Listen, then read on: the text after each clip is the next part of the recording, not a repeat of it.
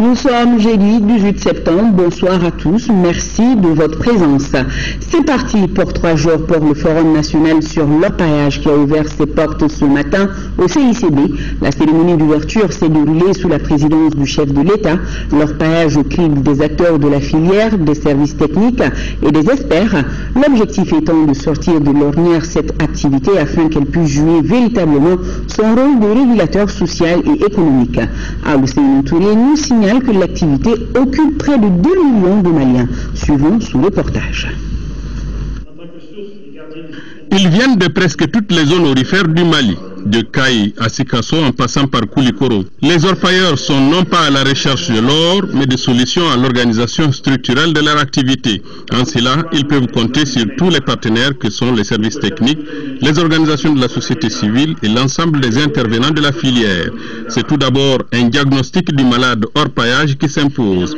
Premièrement, l'emprise de l'éducation familiale sur l'organisation des mines artisanales est aujourd'hui remise en cause par la mécanisation des placers et l'apparition des phénomènes de ruée vers l'or sur la base de rumeurs souvent infondées, associées à des flux migratoires de jeunes orpailleurs qui n'ont pas d'attache familiale dans les zones d'exploitation.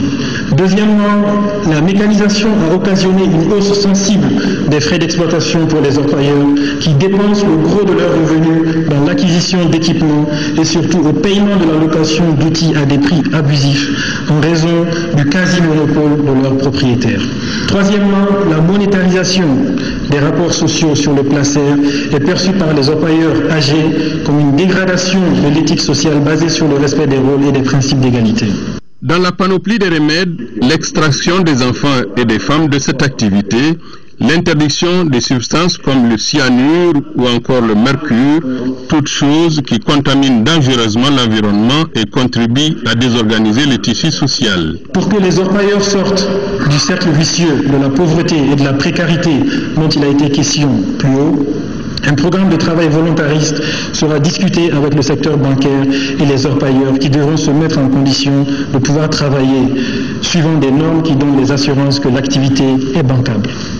L'expérience des coopératives minières qui avait été initiée en 1998 dans le cadre du projet d'assistance technique du secteur minier sur le financement de la Banque mondiale devra être révisitée en vue d'en tirer les leçons qui pourraient être utiles dans l'élaboration d'un schéma qui permettrait aux orpailleurs d'avoir accès aux équipements dont ils ont besoin à des prix raisonnables.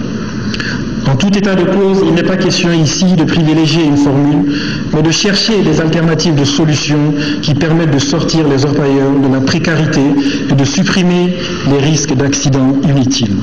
L'acquisition des équipements dans un cadre coopératif ou le montage d'opérations de leasing en direction des coopératives minières est sérieusement à explorer. C'est en tout cas tout le mal que l'on peut souhaiter de cette activité qui occupe et fait vivre des centaines de milliers de familles, mais dont l'organisation si nécessaire est des plus attendues. Une minute de silence a été observée en la mémoire des 16 orpailleurs disparus dans la zone de Kangaba. Le forum sur l'orpaillage a pris donc ses quartiers au CICB. Le chef de l'État qui a présidé la cérémonie s'est appesanti sur la mission de réglementer cette activité. Selon lui, il faut organiser ce secteur rebelle à l'organisation pour l'intérêt national. Je vous invite à l'écouter.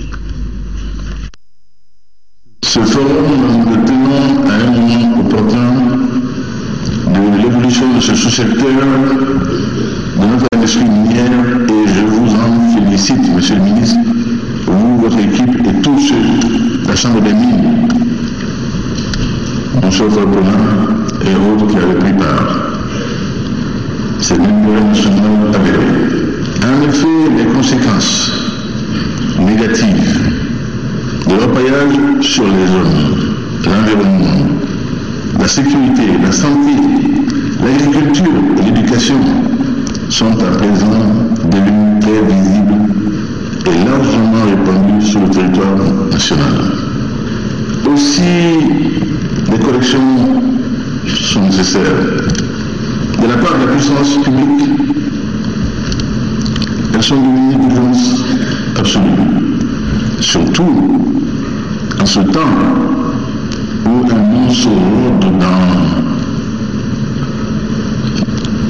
sur les zones, je dirais même le monde, les sites d'orpaillage. Avec le désordre ambiant, les entrées par toutes sortes de ports PORES nous exposent totalement. La vigilance de notre ministère de la Santé, je salue au passage, est aujourd'hui aussi à saluer. Il n'empêche que les sites sont là des lieux particulièrement exposés. Toutes ces raisons nous font obligation aujourd'hui de songer à organiser ce secteur jusqu'ici rebelle à l'organisation. Et pourtant, il ne peut pas aller autrement. Pour le salut public, pour l'intérêt national bien compris, tout ce que nous ferons dans ce pays ne sera jamais contre les intérêts du peuple. Jamais. Nous avons fait serment et nous le tiendrons, Inch'Allah. Servir le peuple, ses intérêts, suppose organiser la société de manière à ce que chaque segment se sente à l'aise, qu'aucun ne fasse tort à l'autre. Si l'activité d'orpaillage devient sujet de préoccupation nationale, d'inquiétude pour la santé publique, d'abord pour les populations des zones concernées immédiatement, ensuite de l'ensemble plus vaste régional et national par le fleuve. Pouvoir public, nous sommes en devoir et en droit de faire en sorte que le laisser-aller cesse.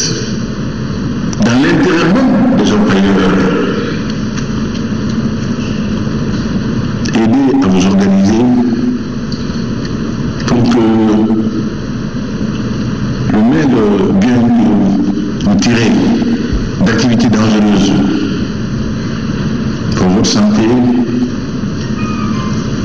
pour votre bien-être, ne soit toujours réduit à néant par le fait d'intermédiation douteuse, spéculative à souhait, et d'exposition de vos êtres, de vos corps, à des manipulations dangereuses. Le président de la République a successivement reçu en audience cet après-midi le directeur des Instituts nationaux de la santé des États-Unis, les médailles d'or de l'indépendance du Mali et le ministre de la Défense de la République du Tchad. Avec le premier, les échanges ont porté sur la construction d'un centre universitaire de recherche clinique à Bamako. Quant aux médailles d'or de l'indépendance, le chef de l'État a échangé avec eux sur plusieurs sujets intéressant la vie de la nation. Entre le président de la République et le ministre tchadien de la Défense, c'est la sécurité qui a dominé les échanges. Le ministre tchadien était venu s'inquiéter à des conditions de travail de l'armée tchadienne au Mali. Au cours de cette audience, le président de la République a présenté ses condoléances aux autorités du Tchad et au peuple tchadien suite à la mort des militaires de ce pays, amis tombés sur le champ de l'honneur. Nous y reviendrons sur ces audiences dans nos prochaines éditions. Et ce communiqué par rapport à la mort des militaires tchadiens, le gouvernement malien et l'aménagement ainsi que tout le peuple malien sont profondément attristés par la mort aujourd'hui de 5 casques bleus tchadiens suite à une attaque à l'engin explosif contre un véhicule militaire de l'aménagement sur l'axe Aguelop-Tessalit. 3 autres soldats ont été grièvement blessés lors de cet incident. Le président de la République condamne cette nouvelle attaque avec la plus grande fermeté et selon le chef de l'aménagement, ces attaques n'affecteront en rien la détermination des Nations Unies à soutenir le gouvernement et le peuple malien dans leur recherche de la paix. Le gouvernement malien et le représentant spécial du secrétaire général des Nations Unies expriment leurs sincères condoléances aux familles des soldats de la paix décédés ainsi qu'au gouvernement et peuple tchadien et souhaitent un prompt rétablissement aux blessés. Il y a 2 jours de cela, le Forum international de la jeunesse sur la paix et la sécurité au Sahel commençait dans notre capitale. Aujourd'hui, il a pris fin sur des notes d'espoir pour l'Afrique, particulièrement pour le Mali. Les 350 participants préconisent l'accélération de la mise en place du projet Université du Sahel.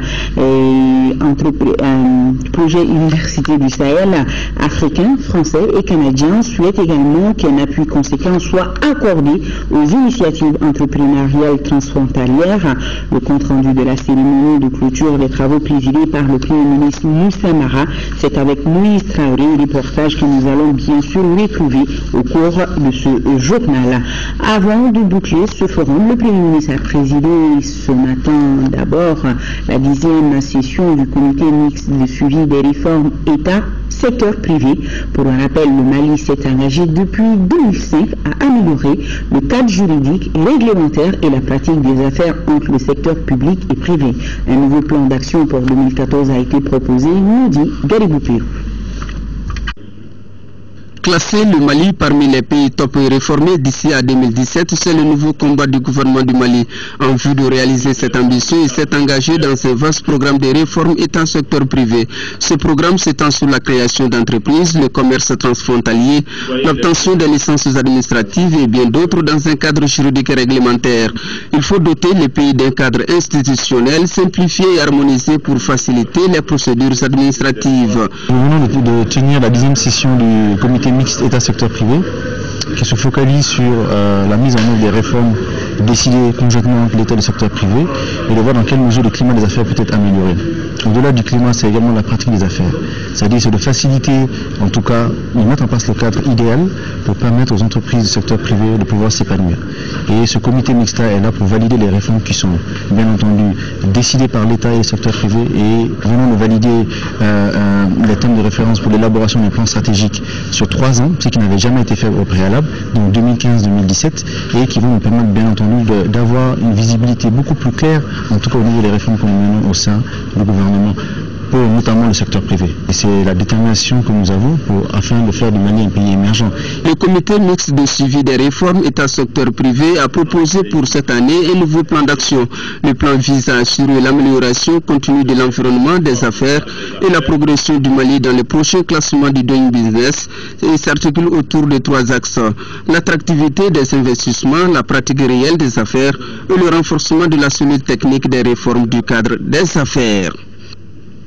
Le ministre de l'économie numérique, de l'information et de la communication informe les associations professionnelles, l'ensemble des acteurs des corps de la presse et de la communication que les élections pour la désignation des représentants des professionnels à la haute autorité de la communication (HAC) seront organisées le mercredi 24 septembre 2014 au siège du Conseil supérieur de la communication SIS au marché d'Ivida.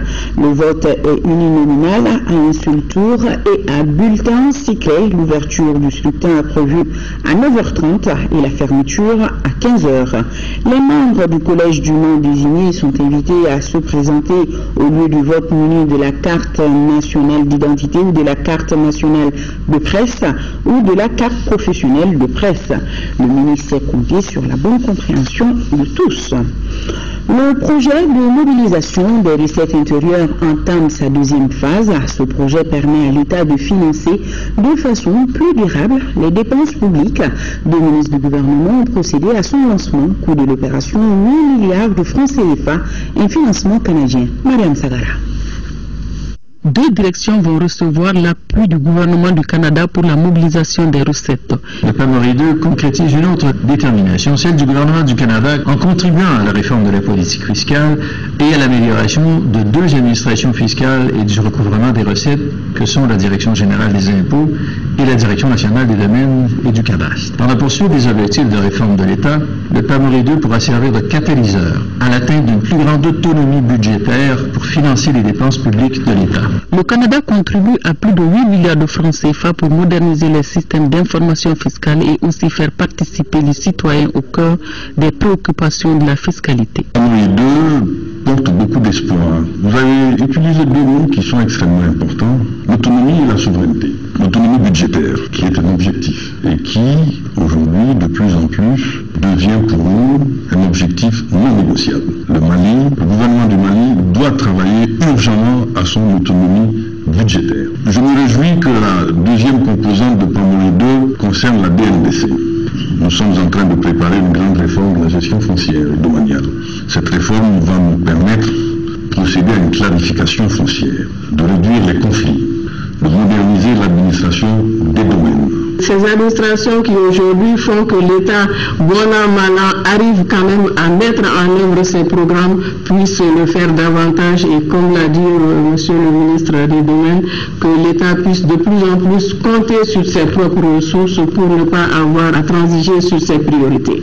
Parce que si on n'a pas les moyens de sa politique, on est obligé quelque part des fois de ranger un peu ses ambitions, de les mettre à plus tard. Mais si on est nous-mêmes dans le siège du conducteur et que nous veillons à la mobilisation des ressources, nos partenaires nous appuieront comme c'est le cas aujourd'hui, mais ils ne peuvent pas se mettre à notre place. C'est à nous de tenir le bateau en marche. Le PAMORI 2 entend assurer une plus grande autonomie budgétaire du pays pour le financement des dépenses publiques. Cette initiative s'inscrit en grande ligne dans les orientations stratégiques pour la réduction de la pauvreté dans notre pays. Vous le savez, depuis lundi, l'ambassadeur des États-Unis au Mali est en fin de mission dans notre pays. Un déjeuner a été offert à Marie-Berf Léonard qui a passé 6 années dans notre pays au poste d'ambassadeur. Cette amie du Mali a été appelée à d'autres fonctions. Les autorités lui ont rendu hommage à ce déjeuner. Fatoumata Koné était présente. En levant les verres dans cette salle du Radisson Blu, les membres du gouvernement et les diplomates donnent ici un au revoir et non un adieu à Marie-Berf Léonard en fin de mission dans notre pays. C'est le moment et le lieu de souligner qu'avec votre engagement personnel, la coopération entre nos deux pays a conservé son caractère amical et fécond. Pour preuve, le soutien continu de votre pays au nôtre. Au plan multilatéral, avec des appuis logistiques et financiers dans les opérations militaires de reconquête des régions du nord du Mali, ainsi que de l'appui au processus électoral. Pour une occasion joyeuse et triste, je ne vais pas pleurer, mais je ne dirais pas que je veux partir, et je suis dans un sens technique, peut-être prête à partir. Marie-Berf Léonard promet une coopération sans faille dans les jours à venir. Et même aussi lointaine que 1992, on a créé un centre de collaboration de recherche, le centre de formation et de recherche sur le paludisme. Et plus tard, c'était un centre international pour l'excellence en recherche. Et puis, un vaccin pour l'Ebola.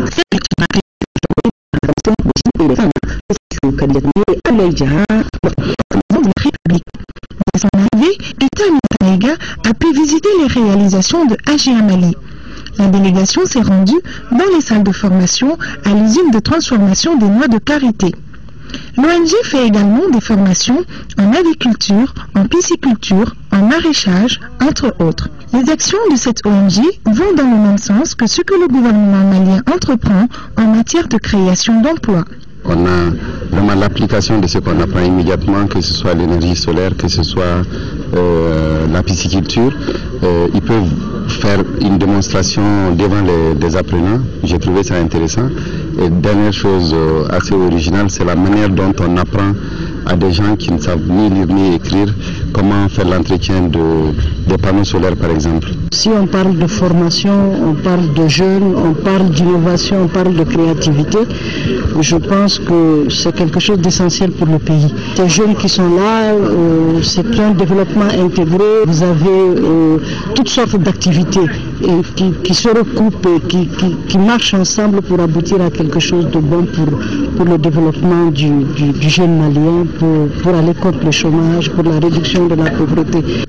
Cette visite a pris fin par les bénédictions du chef de village de Saint-Coron pour les visiteurs et notre pays. Cri de cœur des équipes de dialyse du centre hospitalier universitaire de Point G. Elles sont aujourd'hui confrontées à un problème de prise en charge des patients. L'une des 3 unités de traitement d'eau, source d'alimentation de la salle de dialyse, est en panne. Conséquence, longue file d'attente devant les 2 unités encore fonctionnelles mais débordées. Les patients sont partagés entre le désespoir et la peur, nous indique Ramata Konati. Suite à une panne du réseau de distribution d'eau du centre d'hémodialyse de Point G, les malades souffrent le martyre. Difficile aujourd'hui pour eux d'avoir les 2 séances nécessaires par semaine. Cheikh Nassidibé est l'un de ces patients qui attendent leur tour depuis ce mercredi matin. Assis devant la 3e unité, il est partagé entre peur, désespoir et questionnement. La machine là, pour le traitement d'eau, je ne sais pas comment une machine comme ça peut se gâter et les responsables sont là, ils ne réagissent pas.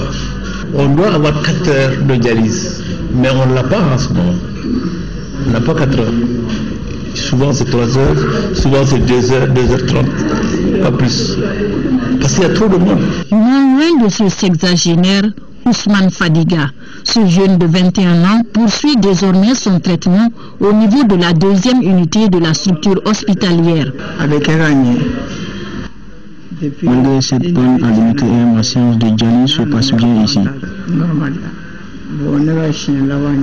J'ai même fait un dernier tour le dimanche passé. Pourtant, le problème est connu. Actuellement, nous avons une unité qui ne fonctionne pas. Donc nous fonctionnons actuellement avec 20 générateurs. Et cela remonte nous sommes à la 3e semaine. La pompe qui fonctionnait était gâtée. Les secours qu'on avait, nous avons essayé de monter. Ces secours chauffaient, donc on ne pouvait pas dialyser les malades avec de l'eau chaude, nous avons arrêté. S'il y avait une maintenance préventive, il y a certaines machines qui sont en panne aujourd'hui, ça ne serait pas en panne. Quand la machine fait 1000 heures de travail, il y a des choses à changer. Quand la machine fait 2000 heures, 1500 heures, il y a des choses à changer. Quand la machine fait 5000 heures de travail, il y a des pièces à changer. C'est ça qu'on appelle l'équipe de maintenance préventive. Ça fait combien de temps que ces machines n'ont pas cette kit? Ça fait 2 ans. En attendant qu'une solution soit trouvée, les 2 unités encore fonctionnelles avec les 20 appareils font de leur mieux pour s'occuper des 215 dialysés ici. Les agents de santé s'activent tous les jours pour soulager les personnes atteintes d'insuffisance rénale chronique, une maladie silencieuse et irréversible. Les réalités du pays. Un mot de politique. Le Parti Front Africain pour la mobilisation et l'action FAMA a organisé une journée d'échange pour partager le document bilan de la première année du mandat présidentiel. Moïse Traoré nous en parle. Le parti FAMA donne le ton au parcours du territoire national avec le document intitulé IBK, un an d'efforts au service du Mali et des Maliens. Dans le cadre de la réconciliation nationale, les accords préliminaires de Ouagadougou avaient prévu le désarmement et le cantonnement des groupes armés. Malgré le non-respect de cette disposition, le président de la République reste conforme à sa vision. Convaincu que la paix est un gage de développement économique et social, le président IBK ne ménage aucun effort pour parvenir à cette paix dans le septentrion malien à travers le dialogue inclusif intermalien qui se déroule en ce moment même à Alger. Les acquis de la première année sont promoteurs si l'on se réfère au lourd passif de l'État malien. Ce que je lui recommande, il n'a qu'à appliquer correctement son programme de société et son programme de gouvernement. Tout est prévu là-dedans. Comme il l'a dit, on ne peut pas le dire plus. Il a dit qu'il est là pour le bonheur des Maliens. Et je crois qu'il fera tout pour assurer ce bonheur-là. Faut-il le rappeler? Le devoir de tout patriote, c'est de servir son pays, c'est de penser pour son pays, c'est de l'aimer, c'est d'œuvrer inlassablement et inconditionnellement pour lui, c'est défendre ses intérêts vitaux en tout lieu et en toutes circonstances. Seul le Mali doit compter. Le document bilan de la première année du mandat présidentiel est un condensé de 23 pages. À présent, cette bonne nouvelle pour les usagers de la voie d'accès de la cité des 330 logements sociaux de l'Iri-Major. Le tronçon de plus de 2 km est officiellement ouvert à la circulation ce jeudi matin. Mamoudou Sidibé était sur place. Son reportage. La réalisation de la voie d'accès au site des logements sociaux de Iri-Major 1 et 2 est le fruit du partenariat public et privé avec la SEMA SA. Pour les populations riveraines de cette voie, le rêve est devenu réalité. Enfin, la voici, la promise, la nouvelle, la coulante, la rutubante, la route, notre route. Les autorités locales de la commune ont salué ces gestes et ont souhaité le prolongement de la route jusqu'au bout de la SEMA 1. Le ministre de l'Urbanisme et de l'Habitat a félicité la société d'équipement du Mali SEMA SA qui a réalisé ces projets avant le délai contractuel. Ces travaux préfinancés par la SEMA dans le cadre d'un PPP, partenariat public-privé, ont porté sur le bitumage, le drainage des eaux pluviales, la réalisation des ouvrages de franchissement et l'électrification de la voie de raccordement des deux sites à la route nationale 6 ou route de Ségou pour un montant total d'un peu plus de 2,1 milliards. Le dit montant sera remboursé par l'État du Mali sur une période de 2 ans. L'adjoint au maire de la commune 6, dans son message aux populations bénéficiaires, a reconnu que la réalisation d'un ouvrage est plus difficile que son entretien. La salubrité et l'hygiène, le ministre les a aussi évoqués dans son discours. Mahamadou Diarra sait de quoi il parle, puisque déjà, la dégradation de cette voie en des endroits serait due au mauvais comportement de l'homme. Deux localités de la commune rurale de Ouelé-Sébougou à 80 km de Bamako en deuxième région disposent désormais de salles de classe. Ces infrastructures qui ont coûté la somme de 32 millions de francs CFA sont l'œuvre de l'honorable Adama Tidjan Traoré, un enfant de la localité. Nos envoyés spéciaux sont Sidi Modibo Damele et Abraman Maïga. Mpia-Bougou, 15 km de Ouelé-Sébougou. Sikoro, 30 km de Ouelé-Sébougou. 6 salles de classe pour 2 localités distantes de 50 km. Des réalisations de l'honorable Adama Tidjan Traoré, un enfant du terroir. Ces infrastructures qui viennent d'être inaugurées vont désormais jouer un rôle important dans le maintien des enfants à l'école, tout en leur offrant de meilleures conditions d'apprentissage. Avec ces bâtiments flambant neufs, les 8 km parcourus chaque matin par les élèves pour rejoindre leur établissement ne seront qu'un triste souvenir. Je suis issu d'un milieu défavorisé, d'un milieu rural, où dans mon enfance j'ai parcouru des kilomètres, 10 km chaque jour, matin et soir, pour aller à l'école primaire. Et aller pour l'école secondaire, je partais à 25 km, loin de mes parents. Et au lycée, j'ai été à plus de 50 km.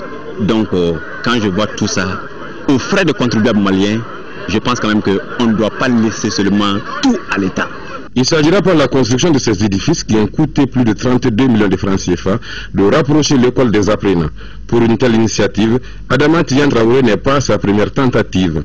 En 2 ans d'activité, le natif de Marako a déjà construit plus d'une vingtaine de salles de classe et des centres d'accueil pour enfants défavorisés dans 5 communes rurales de Ouelé-Sébougou. Le coût total de ces dites réalisations sont estimés à plus de 240 millions de francs CFA. La compétitivité de notre pays dépend de la qualité de la formation de nos enfants. Et je pense que contribuer dans ce sens-là est contribuer pour soi-même.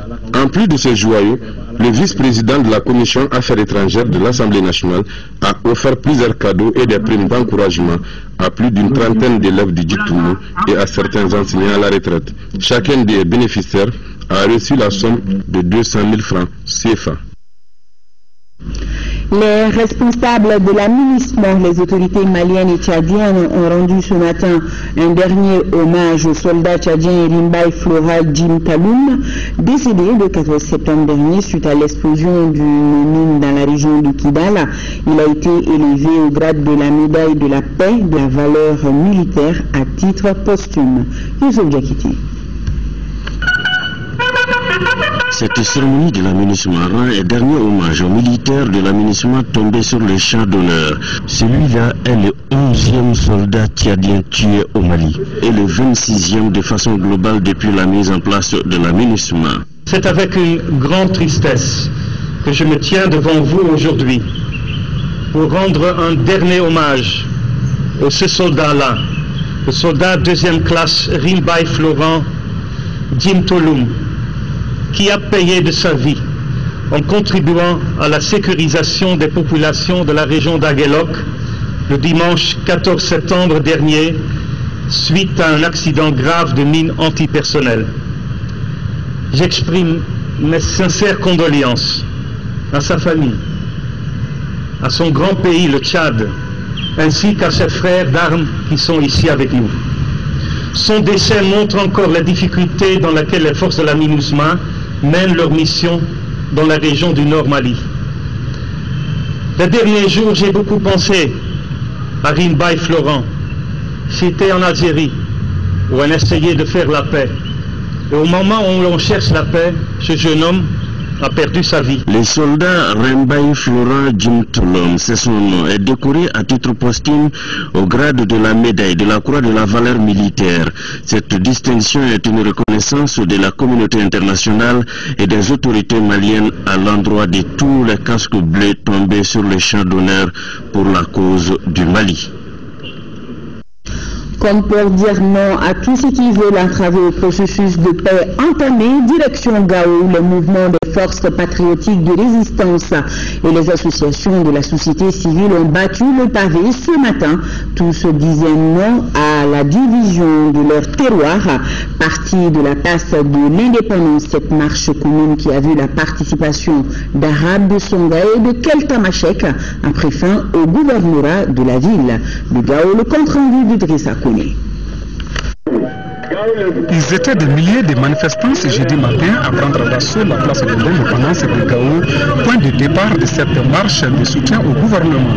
Tous avaient les mêmes objectifs, non à une quelconque fédération de leur terroir, non à la séparation du pays. Sur plus d'1 kilomètre dans la cité des Askia, toutes les communautés de la septième région se sont unies autour d'un idéal commun. Le Mali est un et indivisible et il le restera. Ici, la référence choisie est l'hymne national du Mali.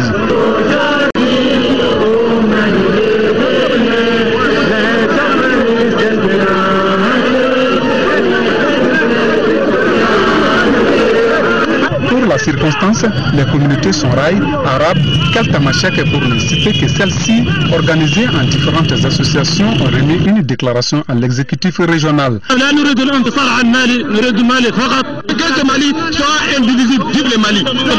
Nous, représentants de la coordination des jeunes patriotes de Gao, des jeunes n'ont pas bougé de Gao, du CMFPR de Gao, du MAA de Gao, du Gatia de Gao, des commerçants détaillants de Gao, des chauffeurs de Gao, des associations féminines de Gao et de toutes les forces vives de la région de Gao, soucieux du devenir de l'avenir de notre nation et de l'importance des discussions entreprises à Alger et qui engagent notre avenir.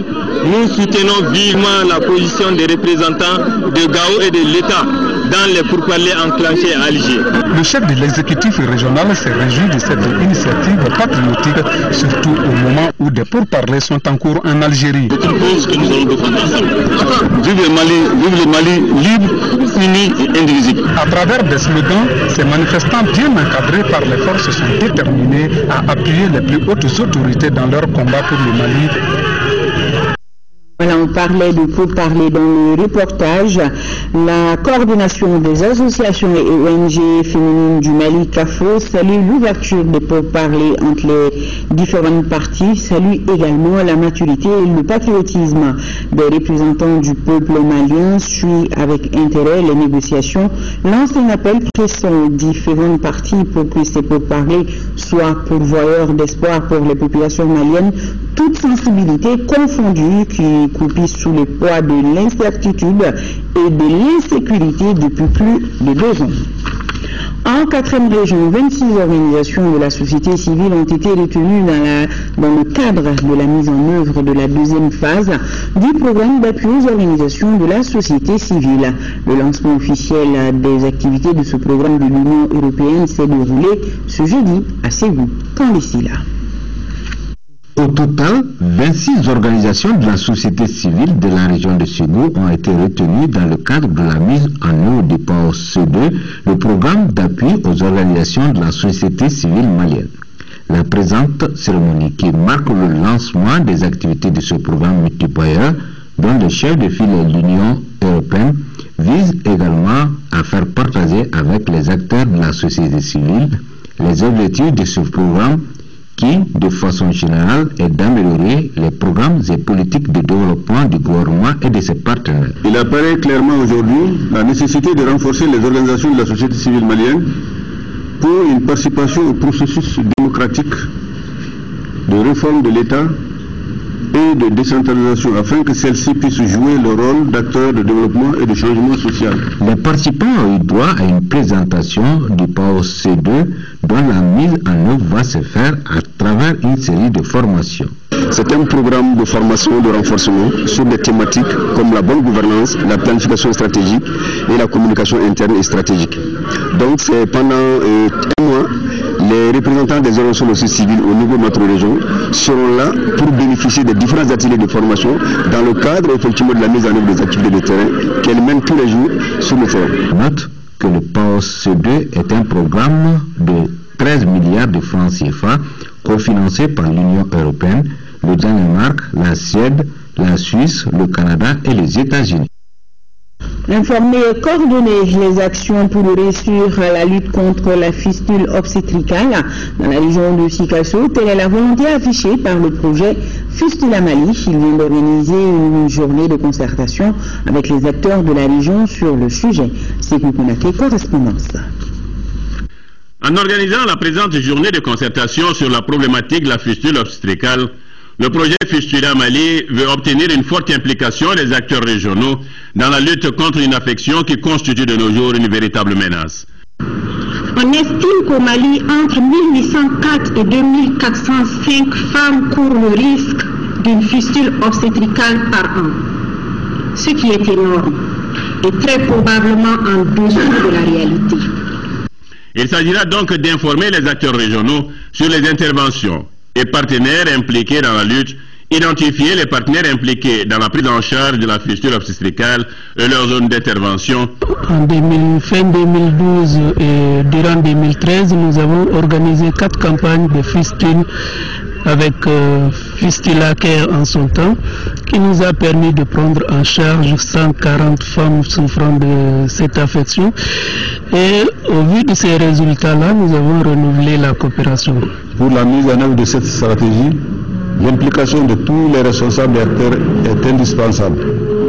Il s'agit notamment des autorités administratives et politiques, des collectivités décentralisées, du personnel technique et de la société civile.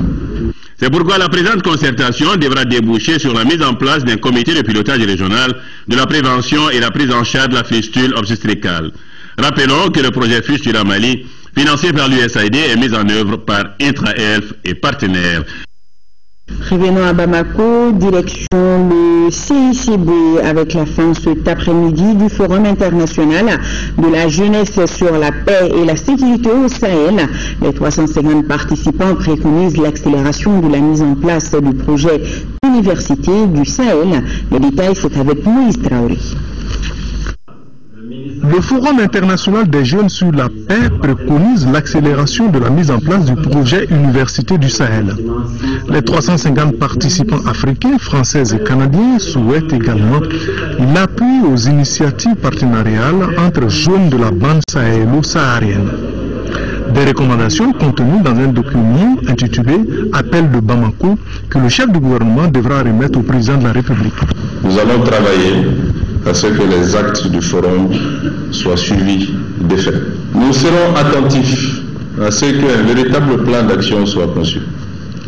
Plan d'action fixant les responsabilités des uns et des autres, puisque j'ai compris que dans vos conclusions, des actions sont prévues pour vous, d'abord, et des actions sont prévues pour les autorités.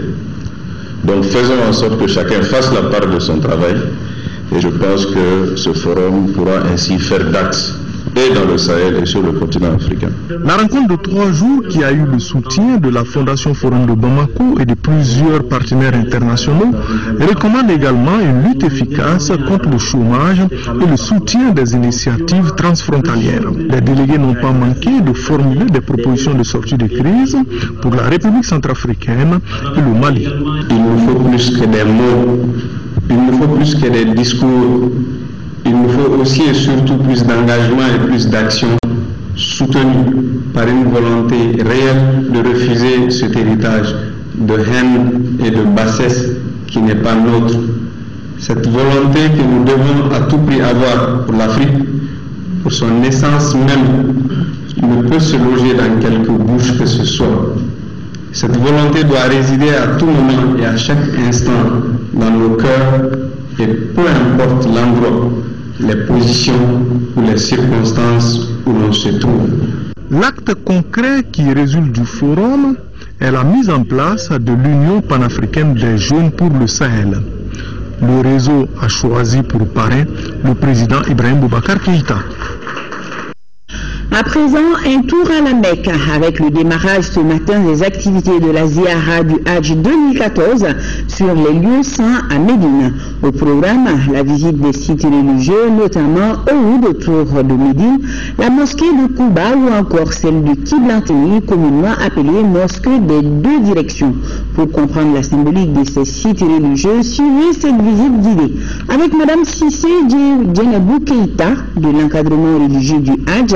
Elle est au micro de nos envoyés spéciaux à Médine, Moussa Rimaïga, Soumeila Ouidrago et Modibo Fofana. Bon, le lieu de la bataille de Uhud, c'est la bataille des musulmans et les mécréants. Et c'est là, le prophète il avait donné des consignes à 50 personnes qu'il avait des arcs de se mettre à ce côté sur cette colline-là et pour faire la garde, faire la garde des musulmans. Et de ce côté, mais malheureusement, ils n'ont pas respecté les consignes. C'est pour cela que après quelques minutes, et ils ont vu que les musulmans ils ont gagné. Et c'est pour cela qu'eux ils ont descendu et ils n'ont pas respecté les consignes du prophète. Et c'est en ce moment-là que Khalid ibn al-Walid, qui était un mécréant, a eu l'idée de faire le tour pour sortir de l'autre côté derrière les musulmans. Il a donné un frappe aux musulmans. C'est pour cela qu'eux ils ont gagné et les musulmans ils ont perdu. Pendant cette guerre-là, il y a eu des 70 morts. C'est là, ils sont tous enterrés ici, mais il y avait 3 des compagnons du prophète sallallahu alayhi wa sallam, dont Hamza. Hamza, c'est l'oncle du prophète. Et Moussa ibn Umayr, lui aussi c'était un grand compagnon du prophète sallallahu alayhi wa sallam. Ils sont d'un côté et les 70 personnes ils sont de l'autre côté. Ils sont tous enterrés dans ce cimetière-là. Cette mosquée, c'est la mosquée de Kouba, la première mosquée construite dans l'islam par le prophète sallallahu alayhi wa sallam et ses compagnons. Et ils ont commencé ici dans cette mosquée. Et l'avantage de cette mosquée maintenant, le prophète a dit dans un hadith sallallahu alayhi wa sallam que celui qui peut prier 2 rakas dans la mosquée de Kouba, il aura le bienfait d'un umrah au complet. C'est ce que nous allons faire tous. Avant de poursuivre ce journal, cette annonce. Après ce journal, vous pourrez suivre un magazine spécial sur la visite du président de la République, Ibrahim Boubacar Keïta, en Chine. Le chef de l'État était l'invité d'honneur du Forum économique mondial au cours de son séjour. Le président de la République et les partenaires chinois ont signé 34 engagements pour 5 500 milliards de francs CFA. Magazine spécial à suivre donc tout à l'heure après ce journal. Tamani d'Or revient. La 10e édition du Festival international de musique s'y tiendra du 21 au 27 septembre prochain. L'annonce a été faite ce matin au cours d'un point de presse. L'événement dont le thème cette année est paix et réconciliation nationale au Mali s'inscrit dans le cadre d'un Mali qui retrouve la stabilité. Modibo Soirée nous fait le point. À Après 2 années d'absence, le festival Les Tamani d'Or retrouve la scène culturelle de notre pays avec un nouveau concept, une nouvelle particularité et de nouveaux partenaires spéciaux. Une reprise qui s'inscrit dans le contexte d'un Mali sur le chemin du retour à la paix et à la réconciliation nationale. Et la paix est de retour. Beaucoup d'actions sont en train d'être menées pour qu'il y ait une paix durable. Et c'est l'occasion pour nous de revenir avec ce festival et toutes ces activités de ce festival pour quand même permettre un rayonnement culturel du Mali. Pour ce rendez-vous 2014, le comité d'organisation de ce festival international de musique proposera un plateau inédit d'expression des artistes maliens et ceux des pays amis du Mali pour véhiculer des messages adéquats et autres slogans prônant la paix, l'union et la cohésion sociale. Cette année, c'est une particularité des ateliers de formation à l'endroit des journalistes culturels, des managers et des artistes. 20 Tamani seront décernés en 2 principales catégories, la catégorie art, musique et communication et la catégorie institutions, associations et ONG. Outre les partenaires traditionnels du festival comme le ministère de la Culture du Mali, l'Union européenne, Orange Mali, cette année, la MINUSMA s'est manifestée pour apporter son soutien à Tamani, vu le thème choisi par les organisateurs, à savoir paix et réconciliation nationale au Mali. Un événement dont le démarrage officiel coïncide avec le 21 septembre décrété Journée internationale de la paix. J'espère que ce festival va reprendre et il va être régulier et qu'il va s'étendre davantage sur tout le territoire du Mali, un Mali uni, un Mali souverain, un Mali que les Maliens veulent avoir sans discrimination aucune, dans l'unité, dans l'harmonie. Je crois que les nouvelles que nous avons d'Alger, où il y a les pourparlers, s'annoncent jusqu'à maintenant. C'est de bonnes nouvelles. Édition très spéciale donc pour cet événement culturel qui contribue aux différentes actions qui prônent le retour définitif de la paix dans notre pays. Le Festival international de la musique au Mali, dénommé les Tamani d'Or, c'est une manifestation visant essentiellement la promotion de la musique malienne, celle du continent africain et de sa diaspora dans leur dimension traditionnelle et moderne. Toujours en parlant de musique, le rossignol du Mandé nous revient aussi avec Fakele Bakele. Son dernier single, un morceau enregistré au studio Mofou avec la participation de 10 grands artistes d'ici et d'ailleurs. Le concept vise à sensibiliser le peuple malien pour un retour définitif de la paix. L'idée vient de l'association malien Koura, composée de toutes les couches de la société, dont Mahamadou Diko, alias Dixon, du groupe Tata Pound, qui est le président. Le lancement du single est la toute première activité de la dite association.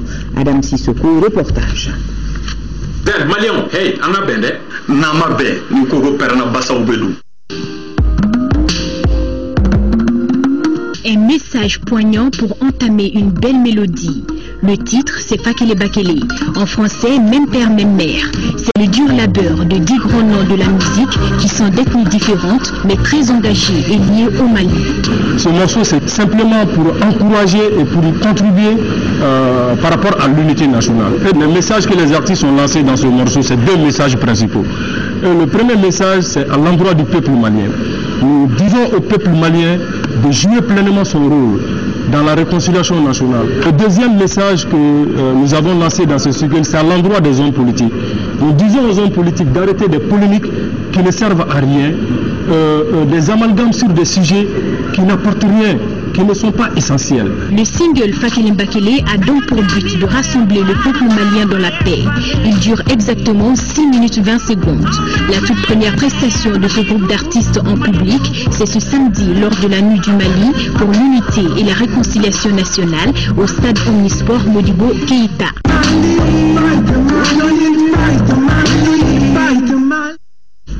Et du sport, avant de vous quitter, la saison 2013-2014 de football a pris fin cet après-midi par le sacre du stade malien de Bamako après sa victoire 1-0 face aux 11 créateurs. Pendant ce temps, le club olympique de Bamako s'est incliné à Ségou devant l'AS Bakaridjan 1-0 également. Il s'agit du 16e titre de champion des Blancs de Bamako. Le stade malien et les COB représenteront le Mali à la prochaine Ligue des Champions, alors que les 11 créateurs et les Joliba AC joueront la Coupe de la Confédération. Le Debo Club de Mopti, l'Office du Niger Sport et LWJ sont relégués en deuxième division. Ils seront remplacés par le Mamaïra de Kati, l'AS Savana de Mopti et l'Avenir de Tombouctou. Voilà, nous souhaitons un bon pèlerinage à tous les musulmans, que Dieu vous accompagne. Sur ce, prend fin ce journal. Demain, Aoui Touré sera là pour les éditions du soir et Amadou Sankari pour celles du matin. La météo tout à l'heure avec Aïssata Kamara. Rachel Tessouki vous donne aussi rendez-vous dans le JT de formation. Voilà, je crois que j'ai tout dit. Restez en compagnie de nos programmes. Merci à nos téléspectateurs de Médine. Bonsoir à tous.